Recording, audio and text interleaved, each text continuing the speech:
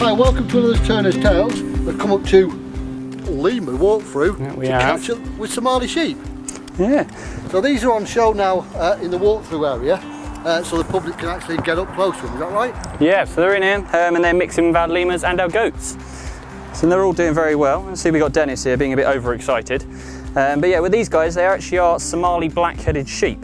Now, as you can see, if Dennis will let me do it for you, he's actually got two little fat stores here and here. Now, as Ian put, they are very good at twerking, and he got very excited by it last time we met him. But they actually can go just shy of a month without food or water. And they also have the black around their necks, so that actually helps them remove the heat from their body, so that they can then pass the rest of that heat out through around their neck, basically. And it's not wool? No, it's actually hair. So it's something that we actually found out recently, and they actually shed their hair once a year.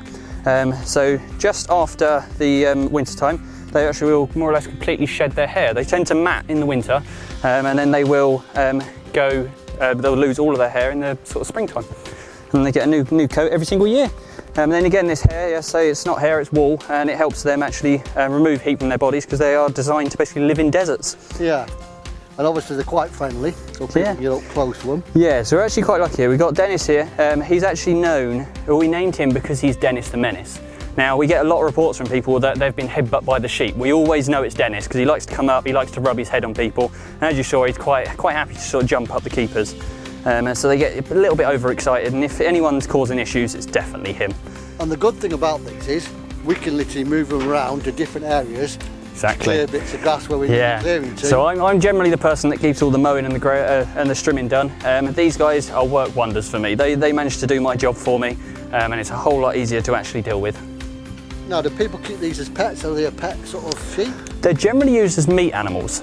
So generally out in Somalia, they will use them as meat animals because where they've got these abilities with their fat stores, they can, as I say, they can go about a month without food or water. So they'll take them out into the deserts and basically just leave them there because there's no real predators out there for them to be predated upon by. So she will just take them out in the deserts, dump them there, and then once a month you take food and water to them until they are full grown, so about the size of these boys here, and then they can bring them back to the ranch, feed them up and use them as the meat animals.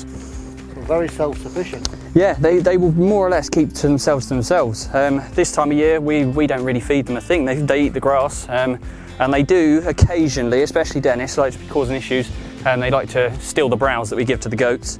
But yeah, apart from that, they're all really good. But they do actually have these little horns, which is the same sort of like a dog's dew claw. So if we don't actually trim them back for them, it'll grow back into their head and can cause them massive amounts of issues. Now, some of the boys don't have them, some of them do. So as I say, look, with Dennis here, he's not got any, whereas the young lad here, Womble, he does have one here.